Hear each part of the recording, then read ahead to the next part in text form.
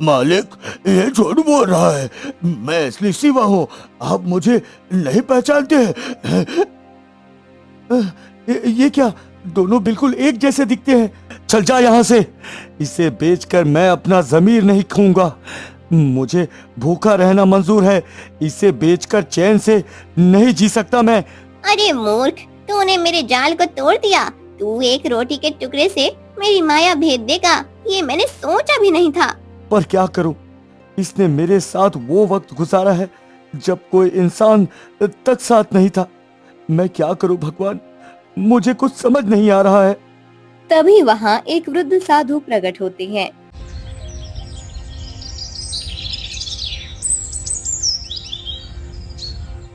सोनापुर गांव में भोला अपनी पत्नी सुगंधा, बेटा राजू और एक बूढ़े गधे शिवा के साथ रहता था। शिवा अब बूढ़ा हो चला था। सुनिए जी, कब तक इस बूढ़े गधे को ढोते रहेंगे?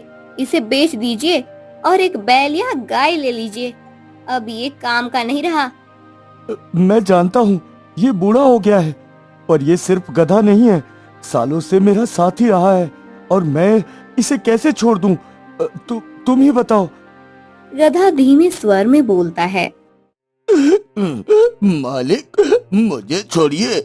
मैं जानता हूँ मैं अब तेज नहीं दौड़ सकता, लेकिन दिल से अभी भी आपका ही हूँ। बचपन से आपके साथ रहा हूँ। खेतों में जुताई की, नदी में पानी लाया, बाजार तक बोझ उठाया, आपका हर सुख दुख देखा है। अब कैसे जीऊंगा आपके बिना? तू मेरा साथी है, मेरे दुख का भागीदार है। तेरे बिना तो जैसे ये खेत सूने लगेंगे। जब तक मैं हूँ तू मेरे साथ ही रहेगा। हाँ, मालूम है तुम दोनों की दोस्ती सच्ची है, पर घर भी चलाना है। नहीं छोड़ूंगा तुझे शिवा, चाहे कुछ भी हो जाए। तू मेरे अपने से बढ़कर है। अरे बचपन से साथ है हमारा। आज मैं खेत में हल चलाने वाला हूँ। बारिश आने वाली है, थोड़ी सी जमीन तैयार करनी है।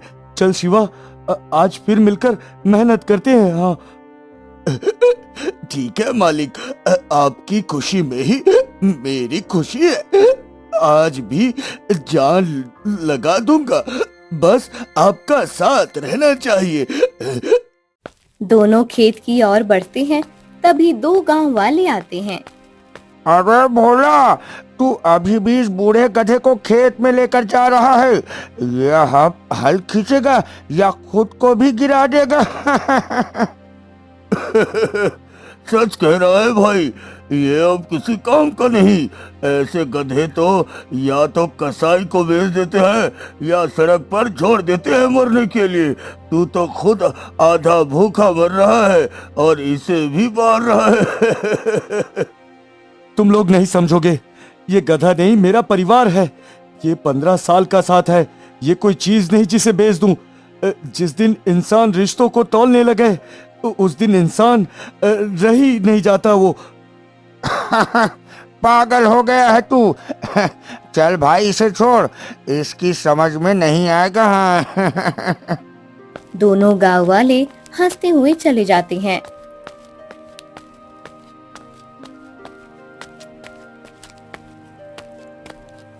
चल शिवा, आज दिखा दे सबको कि तुझमें अभी भी जान है। तू चलेगा तो सारी दुनिया देखेगी कि वफादारी बूढ़ी नहीं होती। मालिक, चलिए आज जी जान से खेत जोतते हैं।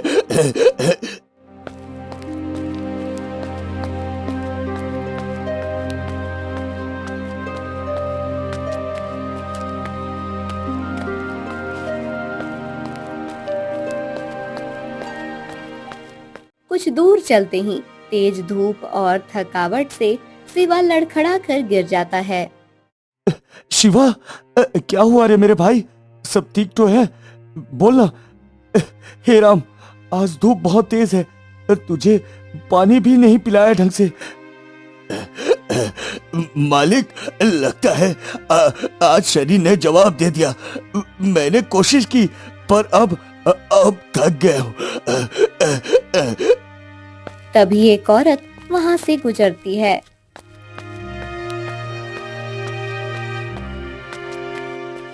अरे भोला भैया, आप इस बूढ़े गधे से काम करवा रहे हैं? क्यों खुद को भी थकाते हो और इसे भी? एक बैल खरीद लो, एक दिन में सारा खेत जोत देगा। ये गधा तो 5 दिन में भी पूरा नहीं करेगा। भोला कुछ नहीं कहता, बस शिवा को उठाकर घर ले जाता है। घर पर उसकी पत्नी सुगंधा चुपचाप सब देखती है। कुछ देर बाद एक आदमी आता है जो गधा खरीदना चाहता है।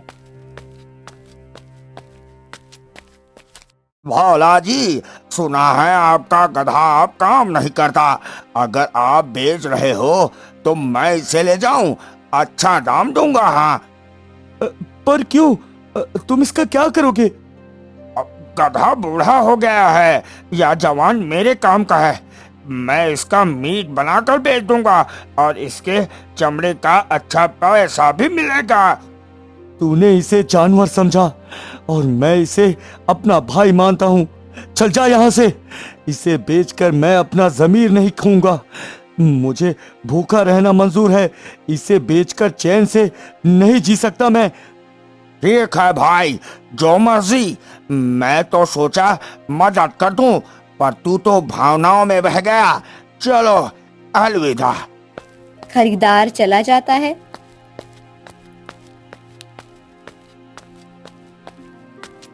शिवा, तू आराम कर ले, अब काम की चिंता मत कर।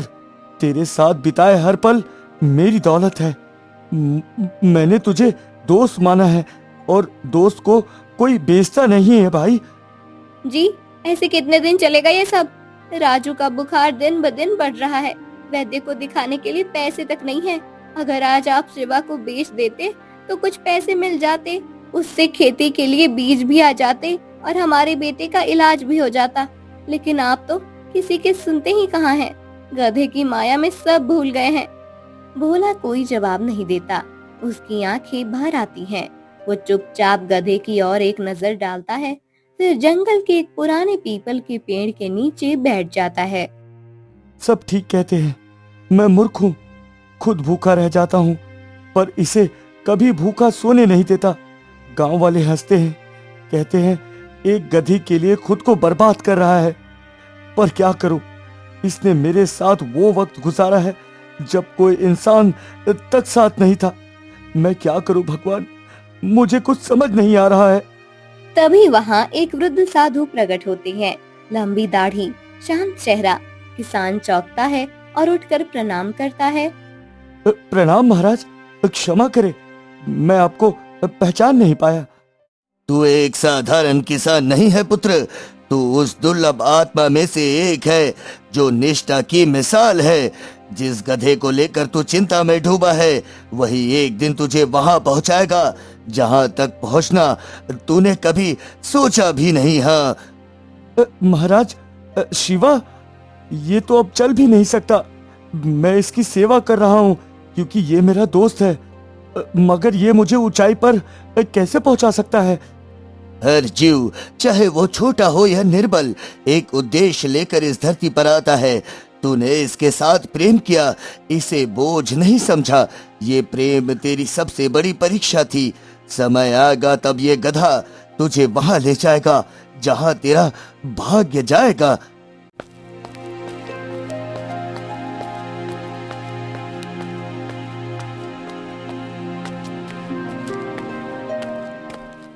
फिर भोला को हिम्मत आती है और वो फिर गांव की तरफ आता है।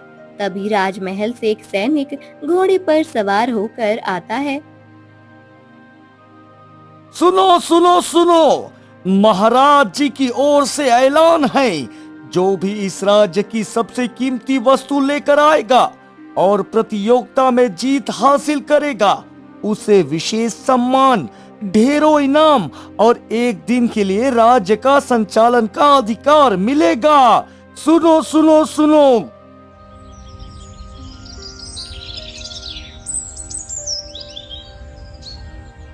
गांव में हलचल मच जाती है। लोग तरह तरह की योजनाएं बनाने लगते हैं। भोला चुपचाप खड़ा सोच रहा था। मेरे पास है ही क्या सिवाय शिवा के? पर शिवा ही तो मेरा सबसे कीमती साथी है। अगर उसकी कीमत कोई समझे तो वही असली इनाम होगा। चल भोलू, हम भी अपना किस्मत आजमाते हैं। जैसे ही वो चलने लगता है, भीतर से सुगंधा दौड़ती हुई आती है। अरे सुनिए, आप कहाँ इस बूढ़े गधे को लेकर जा रहे हैं? क्या अब और नाक कटवानी है? सब हंसेंगे आप पर। लोग तो पहले ही पागल कहते हैं, अब पूरा गांव तमाशा बनाएगा। आपको क्या जरूरत थी उस ऐलान के चक्कर में पड़ने की? सुगंधा, जब किसी चीज के साथ दिल से जुड़ा हो तो लोग उसे पागलपन कहते हैं। मेरे पास शिवा ही तो है, वही मेरी पूंजी, वही मेरी साथी, वही परिवार।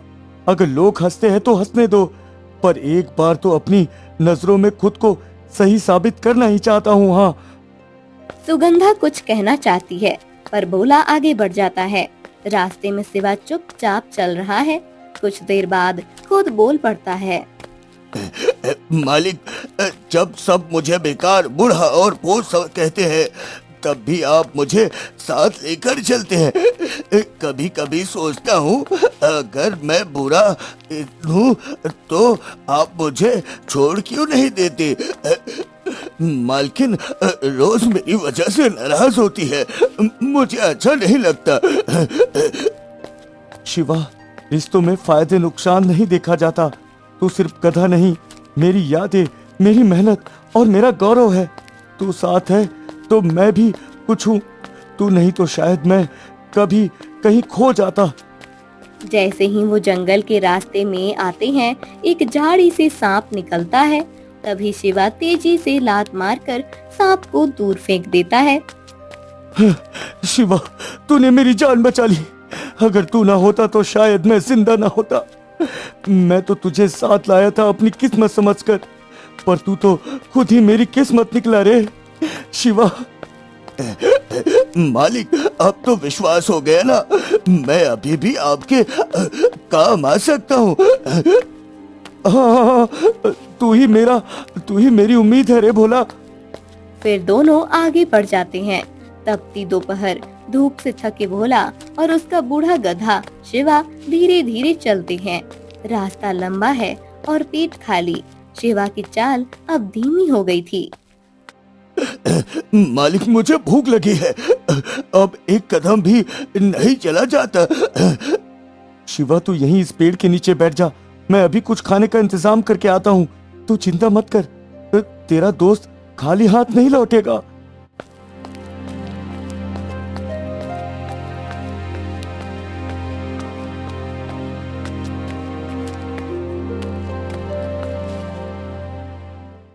भाई, कुछ खाने को मिल सकता है? मेरा गधा सुबह से चल रहा है, उसके पेट में एक दाना तक नहीं गया। बेचारा थक गया है, भूखा है। अगर कुछ बचा हो तो थोड़ा दे दो। खुद नहीं, उसके लिए मांग रहा हूँ। क्या गधे के लिए खाना? भाई, मजाक कर रहे हो क्या? चलो जाओ यहाँ से, कोई खाना नहीं है यहाँ।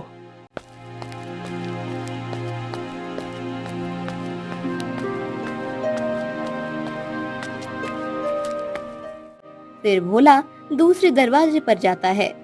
भाई, कुछ खाने को मिल सकता है? मेरा गधा भूखा है। अपने गधे को समझाओ कि इंसानों की दुनिया में उसके लिए कुछ नहीं है, इसलिए मैं अपना खाना बर्बाद नहीं करना चाहता हूँ। हाँ। भोला निराश होता जाता है। वहीं दूसरी ओर शिवा पेड़ के नीचे बैठा था। तभी एक बूढ़ा व्यक्ति सिर पर लकड़ियों का गट्ठर उठाए लड़खड़ाता हुआ रास्ते पर आता है। उसके पैर फिसलते हैं और वो जमीन पर गिर पड़ता है। बाबा, आप ठीक है? ये गट्ठर मेरे ऊपर रख दीजिए, मैं आपको आपके घर तक छोड़ देता हूँ। बेटा, तू गधा होकर इतनी इंसानियत दिखा रहा है। तेरे जैसे इंसान भी नहीं होते आजकल। शिवा चुपचाप उसके गट्ठर को पीठ पर लाद लेता है और धीरे धीरे उस बूढ़े को उसके घर तक पहुंचाता है। घर पहुंचते ही बूढ़ा व्यक्ति बहुत खुश हो जाता है। बेटा, आज तूने मेरी लाठी बनकर मदद की है। मुझे तेरी जरूरत है। यही घर तेरा है, यहाँ मेरे साथ तेरे लिए खाना, आराम सब कुछ होगा। मैं तुझे अपने बच्चे के तरह रखूंगा। हाँ। बाबा, आप बहुत अच्छे हैं, लेकिन मैं अपने मालिक को छोड़कर कहीं नहीं जा सकता, जिसने मुझे कभी बेकार नहीं समझा, जो हर रोज मेरा दर्द समझता है। मैं उसका हूँ। मैं जीऊंगा मालिक के साथ और मरूंगा भी मालिक के साथ। पास ही एक पेड़ के पीछे छिपा भोला ये सब सुन रहा होता है। उसकी आंखें भर आती हैं। वह धीरे धीरे सामने आता है।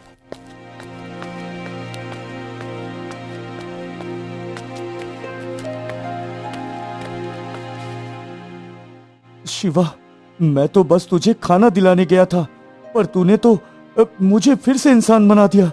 तेरी वफादारी के सामने तो राजाओं की दौलत भी छोटी लगती है मेरे दोस्त। मालिक, आपने ही मुझे साथी कहा था, और तो फिर साथ निभाना तो मेरा फर्ज है ना।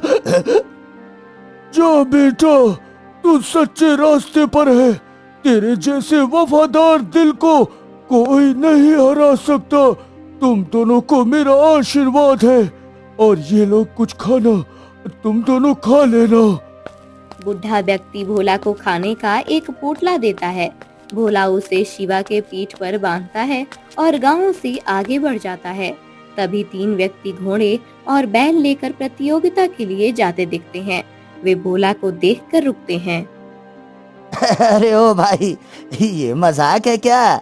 ये बूढ़ा गधा लेकर आए हो प्रतियोगिता में? तुम्हें लगता है ये हमारे घोड़ों और बैलों का मुकाबला कर पाएगा? जरा देखो, इसके गधे की टांगे तो कांप रही है और हमारे घोड़े देख, तेज मजबूत राजसी। भाई, कहीं राजा तुम्हें देखकर प्रतियोगिता से बाहर ना कर दे। अरे भोला, ये गधा नहीं लग रहा है, जैसे पुरानी यादों का बोझ ढो रहा है। घर ले जा इसे, यही तेरे काम आएगा। मत भाइयों, ये गधा मेरे लिए जानवर नहीं, साथी है, साथी। मगर वफादारी, मेहनत और प्यार अभी जिंदा है इसमें, और यही इसकी असली ताकत है।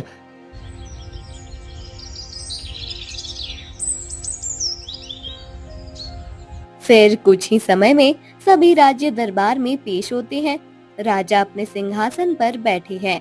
चारों ओर दरबारी, मंत्रीगण और आमंत्रित नागरिक मौजूद थे। प्रतियोगी अपने अपने वस्तु या प्राणी के साथ कतार में खड़े होते हैं। महाराज, मैं आपके चरणों में ये अलौकिक मोर भेंट करता हूँ। ये पक्षी दुर्लभ है और इसकी पूंछ में सौंदर्य और सौभाग्य का प्रतीक छिपा है। यदि ये राज्य में रहेगा तो आपके दरबार में सौभाग्य कभी कमी नहीं होगा। धन्यवाद। अगला आए। महाराज, मैं ये सोने की बनी तलवार आपके चरणों में अर्पित करता हूँ। ये मेरी 4 पीढ़ियों की निशानी है और युद्ध के हर मैदान में विजयी रही है। ये आपकी शक्ति और न्याय का प्रतीक बन सकती है महाराज। बहुत अच्छा, इसे भी सुरक्षित रखा जाए। अगला। महाराज, मैं ये अरबी नस्ल का घोड़ा लेकर आया हूँ, तेज, बुद्धिमान और वफादार। ये राज्य की सुरक्षा और शौर्य का प्रतीक बन सकता है। देश की नीति, रक्षा और विकास ऐसे साथी से ही टिके रहेंगे। सुंदर विचार, इसका परीक्षण भी होगा। अब अगला आए। महाराज, मैं गरीब किसान हूँ। मेरे पास ना सोने का मुकुट है, ना दुर्लभ पक्षी। मेरे पास तो बस ये मेरा साथी है, मेरा गधा शिवा। मैं इसे ही लेकर आया हूँ क्योंकि यही मेरी सबसे कीमती चीज है। ओहो, अरे भाई, ये देखो, कोई अपने तिजोरी से रत्न निकालता है, कोई सिंहासन योग्य घोड़े लाता है, और ये लाया है गधा। भोला सब कुछ सुनता है लेकिन शांत रहता है। शिवा, तू चिंता मत कर, लोगों को हंसने दे। तेरा सच्चा मोल जब सामने आएगा, सबकी जुबान खुद बंद हो जाएगी मेरे दोस्त। तुम्हारा दिमाग तो ठीक है, ये कोई मजाक है। यहाँ दुर्लभ चीजें लाई गई हैं और तुम एक बूढ़ा गधा लेकर आए हो। न इसमें ताकत, न चमक, न कोई विशेषता, और सोच रहे हो कि तुम इस प्रतियोगिता में जीत जाओगे हैं? बस करो मंत्री जी, किसी की बाहरी चीज देखकर उसकी कीमत नहीं आकी जाती। हर वस्तु, हर जीव एक कहानी होती है और मूल्य भी। इस प्रतियोगिता में कोई बड़ा या छोटा नहीं, बहुमूल्य वस्तुओं का निरीक्षण हो गया है। अब समय है असली परीक्षा का। जैसे पहले कहा गया था, सेवा, समझदारी और हर प्रतिभागी को अपनी वस्तु या जीव के साथ 3 कठिनाइयां पार करनी होगी। एक गहरा घना जंगल जहां से निकलना मुश्किल है। दूसरा, एक मायावी रास्ता जो तुम्हें भटका सकती है। और तीसरा, एक अंधी सुरंग जहां कोई रास्ता नहीं दिखेगा। जो साथी सबसे अधिक सेवा करेगा, सबसे सच्चा साथ निभाएगा, वही होगा असली विजेता। तैयार हो जाओ, आज असली मूल्य सामने आएगा। चल शिवा, आज नजर नहीं, दिल की कसौटी है। तू हमेशा मेरे साथ रहा। अब वक्त है दुनिया को दिखाने का कि तू सिर्फ गधा नहीं, मेरा सबसे कीमती साथी है। हाँ,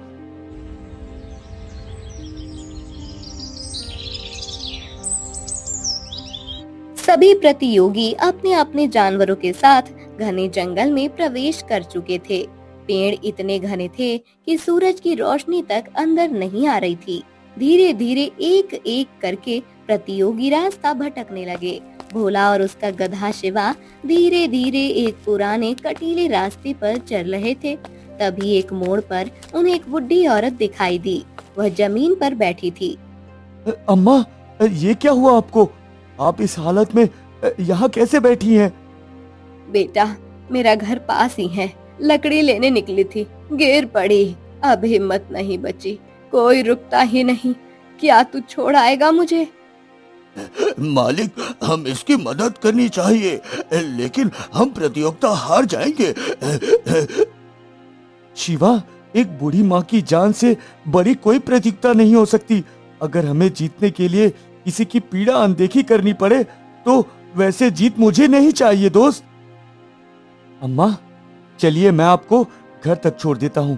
प्रतियोगिता में मैं बाद में जाऊंगा। हाँ। भोला उसे सहारा देकर उसके झोपड़ी तक ले जाता है। माँ, माँ, तुम कहाँ चले गई थी? हम तो डर ही गए थे। मैंने कितनों से मदद मांगी पर किसी ने नहीं सुना। कब से जंगल के रास्ते में ढूंढ रहा था। भाई, आपने मेरी माँ की जान बचाई। अगर आप इन्हें यहाँ लेकर ना आते तो मैं जाने क्या कर बैठता। बेटा, तू इंसान नहीं, फरिश्ता है। इस जंगल में जहाँ लोग सोने और जीत के पीछे भाग रहे हैं, तूने एक माँ की सांसों को बचाया। तू जीत गया। अम्मा, मैंने कुछ नहीं किया। ये सब तो इंसानियत है। हमेशा मुझे सिखाया है कि दिल की सुनो, दुनिया की नहीं। भाई, आप भी प्रतियोगिता में हो ना? राजा ने यही कहा है कि जो जंगल संकटग्रस्त गांव और अंधी सुरंग पर पार कर लेगा वही सच्चा विजेता होगा। हाँ, यही तो परीक्षा है। पर रास्ता तो दिख ही नहीं रहा है। यहाँ तो सूरज का रोशनी भी नहीं आ रहा जिससे कि दिशा का पता चले। बेटा, याद रख, इस पीपल के पेड़ के नीचे से जो रास्ता सूखा है वही सच्चा मार्ग है। वहाँ से निकलते ही सूरज की किरणें दिखेंगी और जो ये मार्ग अपनाएगा वो जंगल से निकल पाएगा। चल शिवा, अब आगे बढ़ते हैं। हमारे रास्ते में भले कांटे हों, लेकिन हमारे इरादे मजबूत हैं। हमने जो करना था वो कर दिया। अब मंजिल हमारी तरफ खुद आएगी। हाँ। कुछ ही समय बाद बुढ़ी औरत की बताई राह पर चलते हुए वे जंगल के उस पार निकल जाते हैं जहाँ बाकी सब अब भी भटक रहे थे। शिवा, हम निकल आए। सच में हमने वो कर दिखाया जो किसी ने नहीं सोचा था। इतना घना, वो भी बिना किसी जादू, बिना किसी हथियार।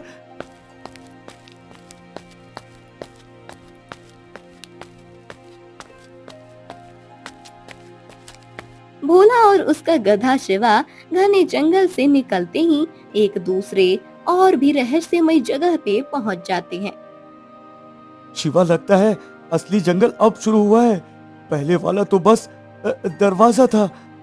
फिर अचानक एक आवाज आती है। बोला, मैं असली शिवा हूँ। ये जो तुम्हारे साथ है ये मायावी है। मैं तुम्हें साथ दिन रात काम किया हूँ। ये नहीं। मालिक, ये झूठ बोल रहा है। मैं असली शिवा हूँ। आप मुझे नहीं पहचानते। ये क्या, दोनों बिल्कुल एक जैसे दिखते हैं। एक कहता है मैं असली शिवा हूँ, दूसरा भी वही। किसे मानूं, किसे साथ ले जाऊं? अगर मैं गलत चुन लूंगा तो मेरा असली साथी खो जाएगा। बोला, याद है वो दिन जब खेत में हमने आधी रात तक काम किया था? तू थक गया था और बिना रुके चलता रहा था। मालिक, वो सब याद मत करो। बस अपने दिल से पूछो। मैंने कभी कुछ कहे बिना भी हमेशा आपका साथ निभाया है। हाँ। भोला सोच में डूब जाता है। तभी एक चालाक लोमड़ी हाँफती हुई आती है। बचाओ, कोई मेरी मदद करो। मेरा बच्चा एक बंदर उठा ले गया। वो कहीं ले गया उसे, वो मर जाएगा। क्या, बंदर ने बच्चा उठा लिया? चलो, मैं तुम्हारी मदद करता हूँ।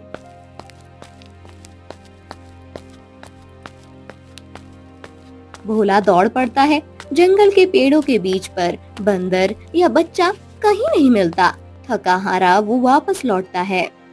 वो जगह खाली है। उसका शिवा गायब था। शिवा, शिवा, शिवा, तू कहाँ गया?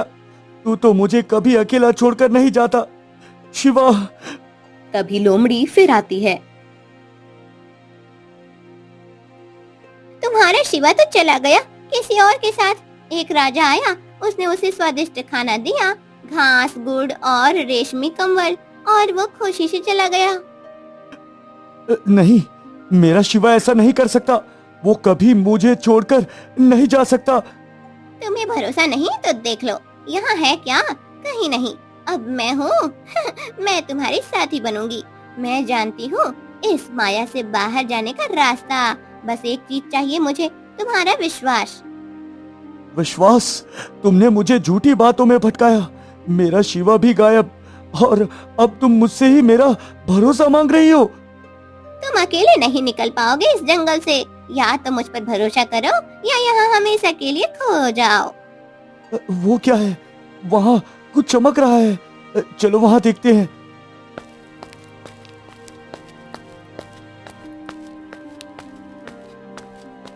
जैसे ही दोनों पास पहुँचते हैं, वहाँ एक पत्थर पर एक खरगोश बैठा था, जिसके गले में शिवा की एक घंटी बंधी होती है। अरे, ये घंटी तुम्हारे पास कैसे आया? ये मेरे शिवा का था। वो गधा जो तुम्हारे साथ था वो असली नहीं था। उसने तुम्हें धोखा दिया। वो घंटी उसने खुद मुझसे फेंक कर कहा, अब इसकी जरूरत नहीं, मैं आजाद हूँ। नहीं, ऐसा नहीं हो सकता। शिवा ऐसा नहीं कर सकता। वो मुझे छोड़कर कैसे जा सकता है? भोला, अब मान लो, जिसे तुमने अपना समझा वो अब किसी और का हो चुका है। लेकिन मैं यहाँ हूँ। मैं तुम्हारे साथ चल सकती हूँ इस जंगल से बाहर, पर तुम्हें मुझे अपनाना होगा, अपने पुराने रिश्तों को छोड़कर। एक पुरानी रोटी निकालता है और उसे देखता है। अरे, ये तो वही रोटी है जो मैंने और शिवा ने आधा आधा खाया था जब हमारे पास कुछ नहीं था। वो एक बार भूखा रहा, लेकिन मुझे खिला दिया, और आज वो ऐसे चला गया। तभी अचानक एक आवाज गूंजती है। बोला, सच्चा प्रेम कभी धोखा नहीं देता। जिसने तुम्हें अपना माना वो अब तुम्हारा है। पर इस माया के पीछे छिपे सत्य को देखने के लिए तुम्हें अपनी बुद्धि और दिल दोनों से काम लेना होगा। लोमड़ी डरकर पीछे हटती है। उसकी शक्ल धीरे धीरे बदलने लगती है। उसका असली रूप सामने आता है, एक डरावनी माया। अरे मूर्ख, तूने मेरे जाल को तोड़ दिया। तू एक रोटी के टुकड़े से मेरी माया भेद देगा, ये मैंने सोचा भी नहीं था। मेरे और शिवा के बीच की सच्चाई कोई माया नहीं तोड़ सकती। अब बता, मेरा शिवा कहाँ है? शिवा, मैं आ रहा हूँ, चाहे कैसे भी माया हो, मैं तुझे लेकर ही जाऊंगा। वो उस पत्थर के पार बंधा है, जाओ, लेकिन याद रखना, अगली परीक्षा तुम्हारे विश्वास की नहीं, तुम्हारी त्याग की होगी। शिवा, मैं आ रहा हूँ, चाहे कैसे भी माया हो, मैं तुझे लेकर ही जाऊंगा।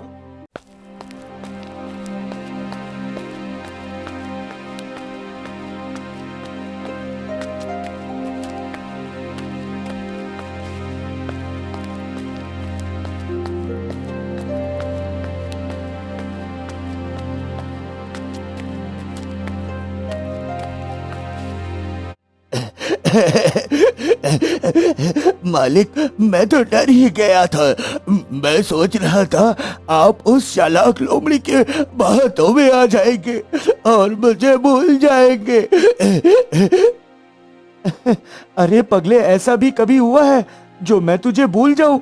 तू तो मेरा साथी है, सुख में और दुख में। दोनों बाहर निकलते हैं और माया के गिरे हुए जाल को पार करते हैं।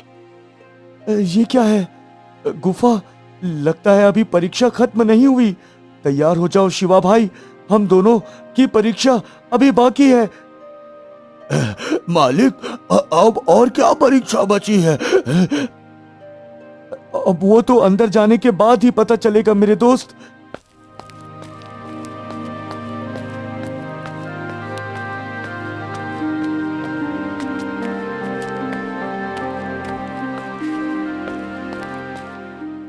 दोनों गुफा में प्रवेश करते हैं और वहाँ उन्हें 7 दरवाजे दिखाई देते हैं। हर दरवाजे पर एक चित्र है। भोजन, धन, अस्त्र, जल, छाया, आत्मदर्शन और एक पर है साथी। अरे, इसमें से कौन सा दरवाजा सही होगा? अगर गलती हो गई तो हम हमेशा के लिए फंस सकते हैं। तभी एक पुरानी आवाज गूंजती है। तो जिसे सबसे ज्यादा चाहता है, अगर उसे त्याग सकता है तभी रास्ता खुलेगा, नहीं तो दोनों को भरना होगा। अगर इस दरवाजे के अंदर कोई एक जाता है तो एक बच सकता है। सोचो, कौन मौत के मुंह में जाएगा और कौन जिंदा रहेगा। मालिक, आप यही रुकिए, मैं इस दरवाजे के अंदर जाता हूँ। वैसे भी मेरा उम्र हो चुका है।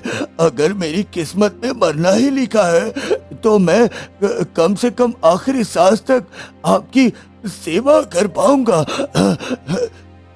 नहीं शिवा, मैं तुम्हें इस तरह नहीं खो सकता।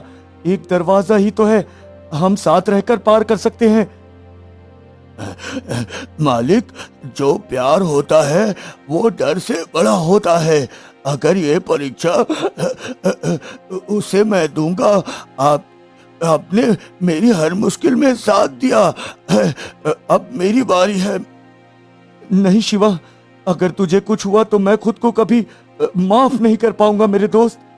शिवा दरवाजे की ओर बढ़ता है। दरवाजा धीमे से खुलता है और वह अंदर प्रवेश करता है। जैसे ही वह भीतर जाता है, भीतर का दृश्य पूरी तरह बदल जाता है। वहाँ सिर्फ एक गहरा धुंध से भरा अंधेरा था। ये क्या? ये तो दरिया आंसू से बनी है। शिवा, तेरी त्याग तेरी शक्ति है। तू जिस निस्वार्थ भाव से आया है उसी से तुझे रास्ता मिलेगा।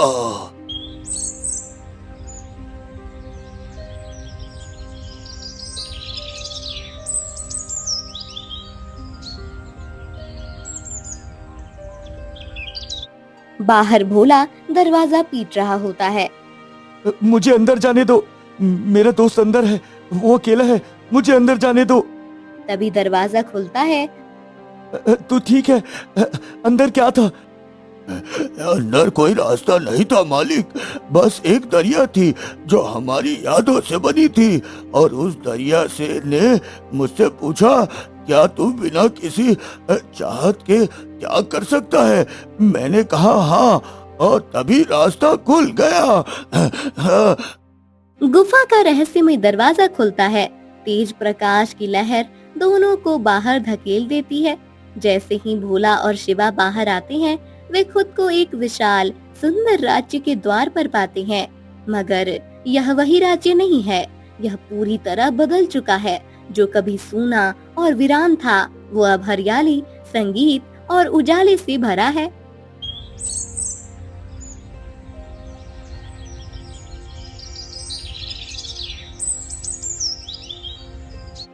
ये तो वही राज्य है। इतना बदल कैसे गया? मालिक, यहाँ तो हर तरफ खुशहाली है। क्या हम किसी और जगह आ गए हैं? तभी राजा स्वयं उन दोनों से मिलने आते हैं। भोला, शिवा, तुम दोनों ने वो कर दिखाया जो सदियों में कोई नहीं कर सका। महाराज, मैं तो बस अपनी राह पर था। मुझे तो समझ नहीं आया कि ये सब। नहीं भोला, ये कोई साधारण प्रतियोगिता नहीं थी।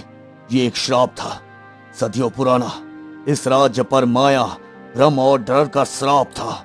जिस किसी ने भी उस जंगल में प्रवेश किया, वह कभी लौटकर नहीं आया। तुम पहले व्यक्ति हो जिसने भय, लोभ और छल की सारी परीक्षाएं पार की, और वो भी अपने मित्र शिवा के साथ। मैंने तो बस मालिक का साथ दिया, हमेशा की तरह। शिवा, तुम सिर्फ एक गधा नहीं हो, तुम त्याग और शक्ति के प्रतीक हो। तुम दोनों ने साबित कर दिया कि सच्चा प्रेम और निष्ठा किसी भी श्राप को हरा सकते हैं। तो अब राज्य पर कोई संकट नहीं महाराज? नहीं भोला, आज तुम्हारी वजह से हमारे राज्य का अंधकार मिट गया और प्रतियोगिता तुम ही विजेता हो। इसलिए मैं तुम्हें इनाम देना चाहता हूँ।